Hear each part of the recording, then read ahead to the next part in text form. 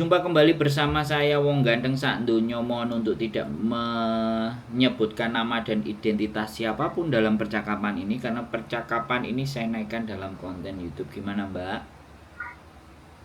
Baik, begini Mas, uh, mohon maaf sebelumnya ganggu, terus juga saya kemarin ada mau bertanya gitu, kan saya ambil notis keluar itu nanti tanggal 5 September. Nah, majikan saya oke, ya nggak apa-apa kamu pulang, nggak apa-apa kalau misalkan kamu memang udah nggak bisa di sini. Nah, yang jadi pertanyaan itu kan, uh, saya itu kan nggak bisa minta lagi majikan, Mas, karena dia ambil dokumen saya itu dipegang sama dia gitu. Sedangkan saya tadinya pengen balik lagi ke sini, pengen cari kerja lagi di sini. Cuma kata teman-teman saya nggak bisa karena dokumen saya kayak paspor itu kan dipegang sama majikan saya gitu. Terus saya coba tanya kan ke teman-teman saya yang lain. Tadi juga saya habis dari agensi kan, nitip bukan nitip, balikin surat notis itu. Terus agensi sih nggak nawarin saya untuk kembali lagi ke sini dengan ada majikan tuh enggak, karena agensi saya itu ternyata teman baiknya majikan saya. Dia cuma bilang majikan kamu masih mau kamu, kalau kamu mau balik lagi ke sini, majikan kamu mungkin untuk sementara dia bilang bisa, kamu masih bisa di, belum nggak ngerti gimana sih ya, dia bilang mungkin bahasa Mandarin saya kan nggak terlalu bagus, saya terbiasa bicara dengan bahasa Inggris. Jadi dia bilang masalah visa mungkin masih bisa aktif sampai 2 bulan ke depan, dia kasih kesempatan katanya. Jadi kalau saya pulang ke Indonesia terus tiba-tiba saya berubah pikiran, saya mau balik lagi ke sini, saya tinggal telepon agent saya, dia bilang nanti dia bakal urus visanya lagi, jadi saya bisa balik lagi ke majikan yang sama. Sedangkan saya ya jujur aja saya udah nggak kuat kerja di sini. Masalahnya saya kerja lebih dari harusnya gitu Mas. Saya kerja di 3 rumah. Saya selama ini selalu iya, saya selalu oke, saya selalu nurut apa kata mereka. Saya nggak pernah mempermasalahkan apapun. Makan pun saya beli sendiri lauknya. Pagi sarapan nggak pernah dikasih. Saya nggak jadi masalah untuk hal-hal kecil seperti itu. Insya Allah saya terima karena saya masih punya gaji. Saya pikir saya bisa menyisihkan uang saya untuk beli makanan. Saya tidak mau mempermasalahkan itu. Masalah pekerjaan pun saya tidak pernah bilang tidak. Apapun yang mereka lakukan, mereka inginkan, dari mijit dia sampai berjam-jam, oke. Saya kerja di sini tadinya kontrak kerja saya itu jaga nenek. Kemudian setelah saya 3 bulan berada di rumah ini, nenek meninggal dunia. Terus agensi bertanya apa saya mau balik lagi ke agensi atau tidak. Saya bilang saya tanya dulu sama majikan saya. Ternyata saya tidak dibalikin ke agensi. Akhirnya dia bilang mau pakai. Akhirnya setelah 1 tahun saya bekerja di sini, kemarin itu tiba-tiba, ya itu hak mereka juga, memang mereka tiba-tiba dia pasang CCTV. Pas saya tanya dong, kenapa dipasang CCTV di rumah ini? Dijawabnya apa? Takutnya kamu nggak bisa kerja dengan baik, masak dengan baik, makanya dipasang CCTV. Sedangkan saya di sini udah 1 tahun. Terus dia bilang kalau kamu masih mau kerja di sini, kamu harus ada pengajuan dalam nama masak, dalam beberes dan segala macamnya. Terus saya bilang, saya balikin kemarin, saya ada emosi juga, saya bilang kalau saya memang tidak ada pengajuan dalam nama masak, saya tidak mungkin bisa bertahan di sini 1 tahun tanpa komplain dari bapak dan kakak kamu, karena setiap hari saya memasak untuk mereka.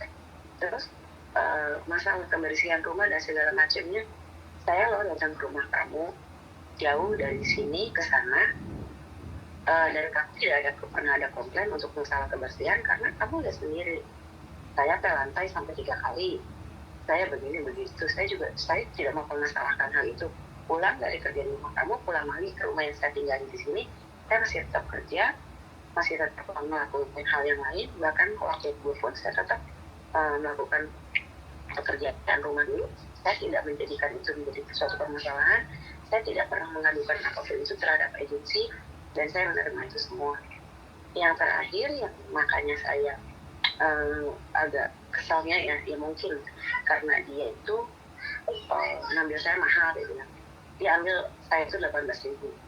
Nah kemudian saya balikin ya mas, karena saya emosi juga kan, tapi saya bicara, saya tidak apa namanya, tidak keras. Saya bilang begini, kamu ambil saya untuk menjaga nenek, kamu bayar saya ke agensi mahal karena waktu itu kamu butuh saya jaga ibu kamu yang dalam keadaan sakit kanker.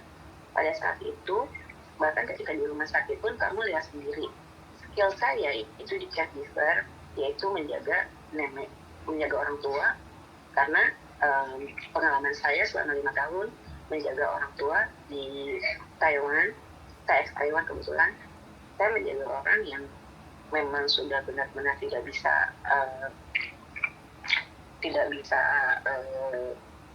hidup dengan baik lah gitu, karena dia harus pakai selang hidung, kayak minum susu segala macam. Saya pasang selang hidung sendiri, saya ukur segala sendiri, bahkan pasang infusan sendiri, dan itu terbukti ketika nenek di rumah sakit kemarin di sini, susternya itu sampai 3 hari cari nadi untuk pasang infusan, nggak ketemu. Sampai saya lakuin itu, saya tunjukin letak nadinya di mana, kemudian ada majikan saya di situ sebagai saksinya. Majikan saya langsung ke agensi CC-nya, itu baik sekali, dia bisa sampai menemukan urat nadi yang dicari untuk masang infusan dalam jangka di bawah 1 menit, sedangkan suster di sini sampai 3 hari tidak bisa menemukan itu. Nenek udah dehidrasi. Saya bilang karena ini pengalaman sebagai caregiver.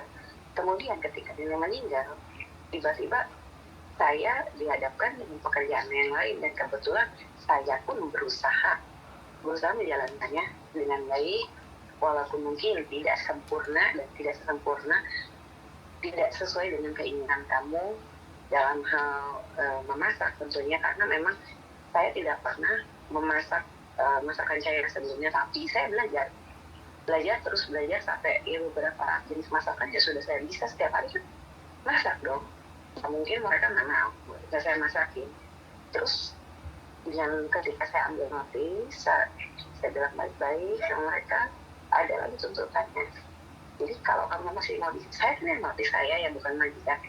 Kalau kamu masih mau bekerja di sini, kamu harus memperbaiki masakan kamu harus banyak tuntutan ini itu dan sebagainya. Terus yang bikin saya agak mental healthy saya itu kena, mental health saya itu nggak healthy. Jadi ketika saya under pressure gitu ya, ketika saya berangkat ke pasar, saya harus menunggu jawaban dulu. Kalau kata dia boleh berangkat, baru saya boleh berangkat. Ketika saya udah di pasar, saya harus tunggu jawabannya, ambil foto barang apa yang dia mau, semua sampai dia oke, baru saya beli, dan itu tidak boleh lebih dari 1 jam. Sedangkan saya butuh jawaban dari dia, dari majikan saya itu kan kadang-kadang dia kan kerja ya, kadang-kadang dia balas chatnya itu sampai 20 menit sendiri untuk satu barang. Kemudian ketika lebih dari 1 jam, pulang saya dikomplain begini dan segala macam. Jadi saya tuh hidup kayak kejar ketakutan. Jadi kayak yang misalkan kan pasar, saya harus pergi segini, boleh nggak? Kalau misalkan kata dia belum boleh, saya belum berani berangkat. Sampai dari pasar ke rumah itu kan perjalanan 15 menit kurang lebih. Saya sampai lari biar sampai rumah tepat waktu. Dan ketika sampai rumah, saya belum sempat nih, baru buka pintu, belum sempat kasih kabar. Dia tanya, kenapa kamu belum sampai rumah juga? Padahal itu baru buka pintu. Saya capek hati mas, lelah. Terus saya di sini sampai tanggal 5 September ya. Basic saya bahasa Inggris ya fluent, bahasa Inggris fluent, bahasa Mandarin sedikit-sedikit gitu. Saya pengen cari majikan lagi tadinya, ternyata saya minta paspornya nggak dikasih sama dia. Kan kamu mau pulang, alasan kamu kan ibu kamu sakit, nggak mau minta paspor untuk apa? Itu akhirnya saya cuma bisa diam gitu. Saya pengen cerita gitu, baiknya kayak gimana gitu ya mas. Terima kasih, cukup. Iya. Oke, giliran saya ya. Sorry sampean ingin menumpahkan isi hati dan dengan air mata. Saya mohon maaf untuk tidak berempati atau bagaimana. Nah, tapi sampean sudah siap ganti mendengarkan saya karena saya sudah mendengarkan sampean 10 menit. Nah, dari cerita panjang kali lebar dan ABCD, saya menemukan titik di mana memang sudah jenuh, sudah mentok, sudah selesai dengan cerita-cerita yang seperti itu tadi semuanya. Menurut saya ya, kalau sampai ini kan yang saya ambil pertanyaan di awal, walaupun sampean harus ke agent mana, ini sampean masih kepingin lagi, tapi dokumen tidak di tangan sampean kan? Mohon maaf, saya cross check lagi karena mendengarkannya 10 menit. Makanya sampean kebingungannya adalah ketika sampean mau mencari lagi dan ABCD, dokumen sampean tidak di tangan sampean kan? Boleh saya bilang begitu atau bagaimana? Betul. Betul. Halo, Mbak. Iya, Mas. Sampean masih dengar suara saya nggak, Mbak? Masih, sangat jelas. Nah, sampean pakai handsfree ya? Oh, iya Mas, maaf. Bisa nggak pakai handsfree? Biar enak, karena kalau ada handsfree kadang ada so aku nggak ngerti suara apa. Oh iya. Iya, maaf. Oke? Maaf, sudah saya lepas. Jadi persoalan sampean ini adalah sampean masih mau cari majikan lagi, tapi dokumen tidak disampaikan. Boleh saya menyimpulkan seperti itu? Atau bagaimana? Betul. Oke. Gampang sekali kalau masalah dokumen ya. Sampean tinggal kapan sampean mau keluar, kopi semuanya tidak ada. Paspor, KTP. Kopi. Maaf, saya salah. Jadi kalau paspor ada di foto di HP. Oke. Terus kalau kontrak kerja saya pegang. Oke. ID card saya pegang juga. Berarti kontrak sampean pegang. Yang nggak pegang cuma paspor. Iya. Itu dibawa majikan. Iya. Oke. Nah.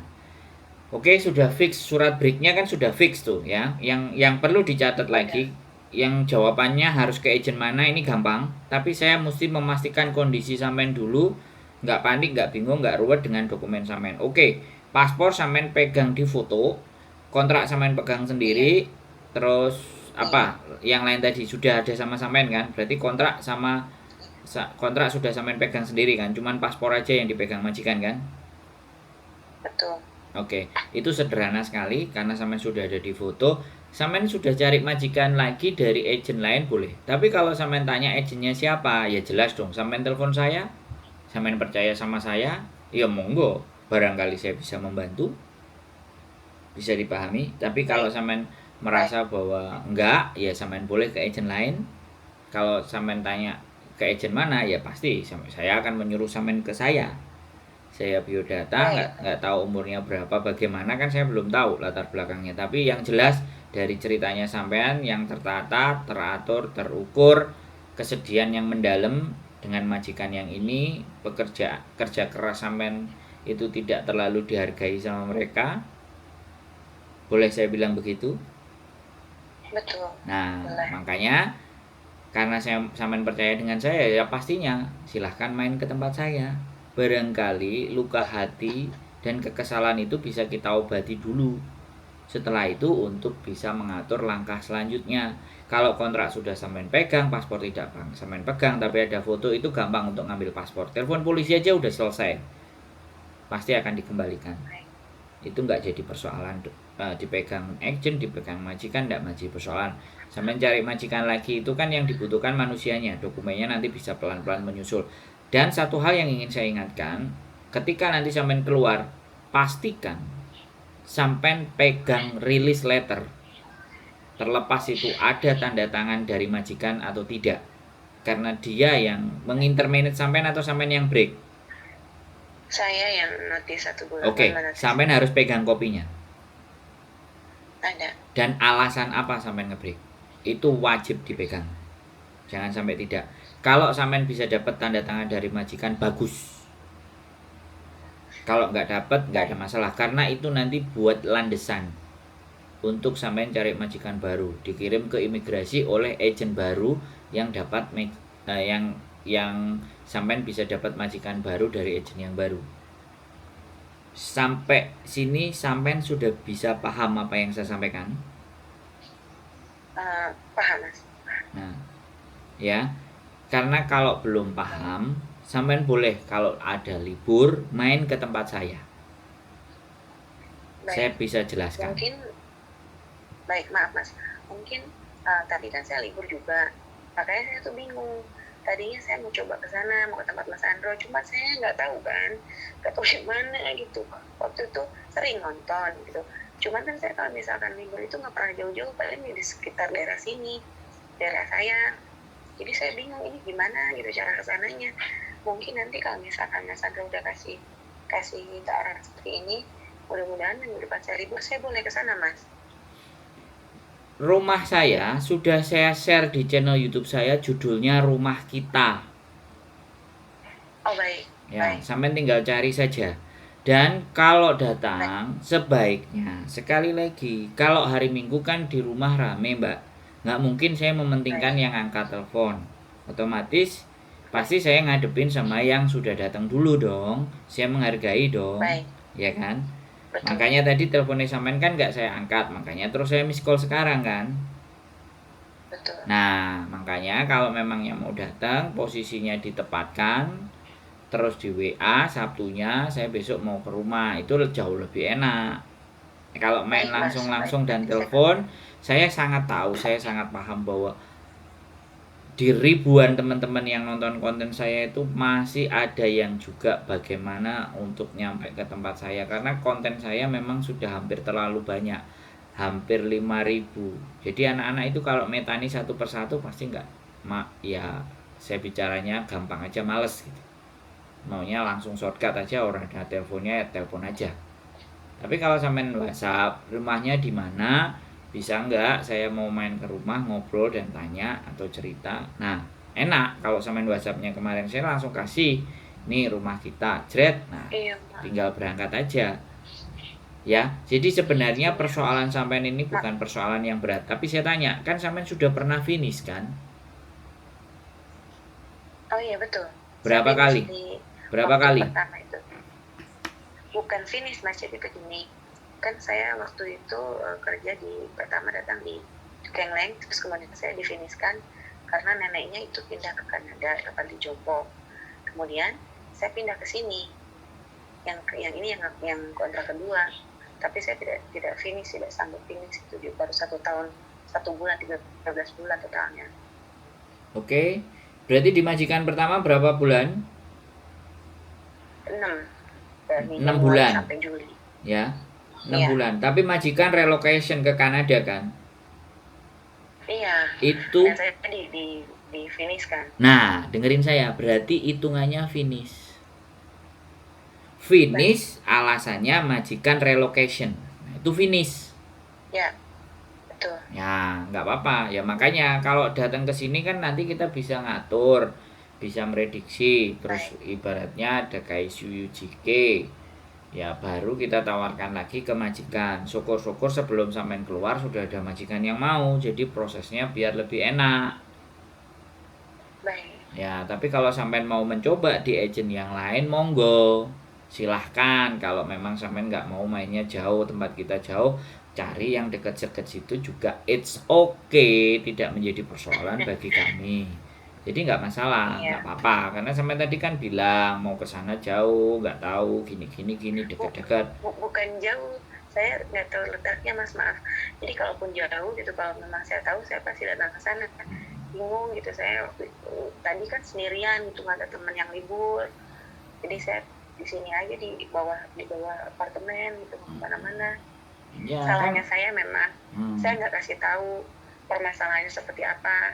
Salahnya saya di situ. Mungkin kalau misalkan saya langsung cerita kemarin, ya saya chat, mungkin Mas Andrew bisa kasih alamat, saya bisa datang ke sana gitu. Ya itu di sini saya akui tentang kesalahan saya gitu, tidak terbuka atas permasalahannya.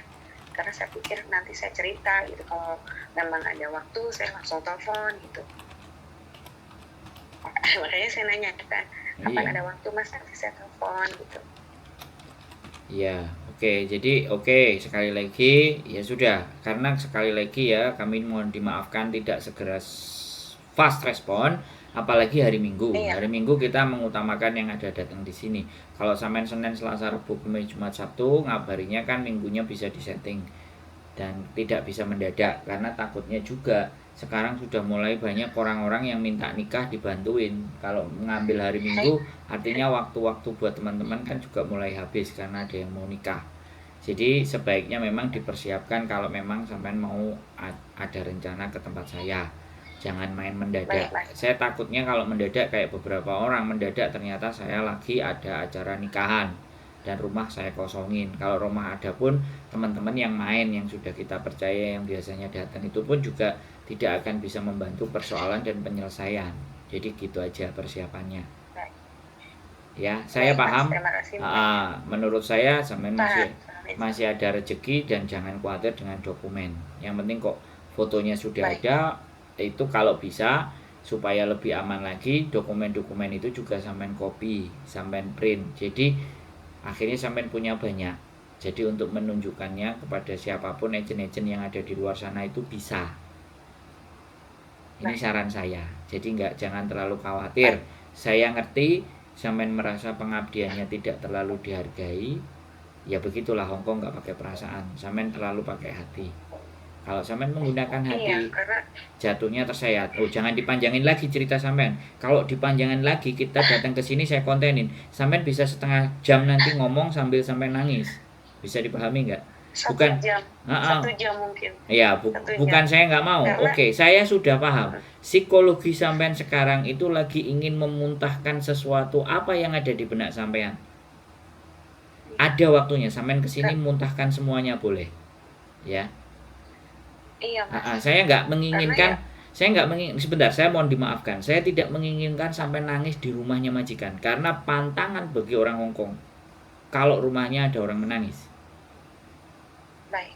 Ya, ini saya jahat, ya. Saya bisa menerima keluhan, keresahan hati sampean, ya. Tapi habis ini kan sampean masuk ke majikan, cuci muka, mata bendol. Makanya sebelum tambah bengkak semuanya tak hentikan aja, sampai resapi dulu karena saya cowok bukan cewek. Ya, sekali lagi nggak apa-apa. Saya menghargai sampean. Tapi ada nanti sampean mau bercerita. Saya kasih ruang, saya kasih waktu, saya kasih tempat. Sekarang habis ini sampean mau masuk ke majikan atau mungkin sudah dimajikan, cuci muka, bersihkan bahwa sampean senyum. Dan istirahat dulu. Berdoa.